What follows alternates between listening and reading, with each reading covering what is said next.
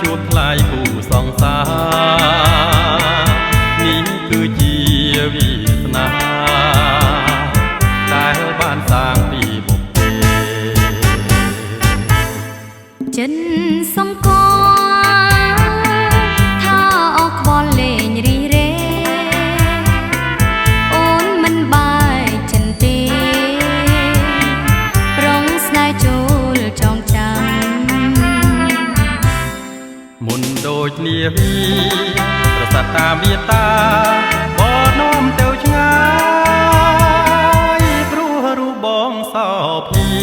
លះខែណាពិនឆាតឆ្ងាយបងអើយអូនសប្បាយព្រោះអូនបានស្រង់ប៉ុនលោកដូចបំណងដែលបងជាគូក្រលោកគ្រាអាវសាន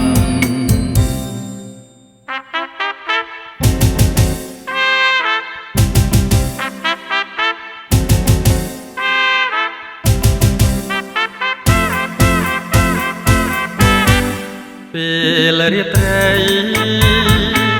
បានជួបថ្លៃគូសង្សារនេះគឺជាវាសនាដែលបានសាងពីបុព្វេចិនសំកថាអកខ្វល់លេងរីរេអូនមិនបាយចិនទេប្រងស្នេហ៍ចូលចងចាំមុនដូចនាវីប្រសាទតាវាតាបនាំទៅឆ្ងាយព្រោះរូបបងសោភាលះខែណាពិនឆាតឆ្ងាយបងអើយអូនសប្បាយព្រោះអូនបានស្រង់ប៉ុនលោកដូចបំណងដែលបងជាគូក្រលោកគ្រាអាវសានលោកគ្រាអា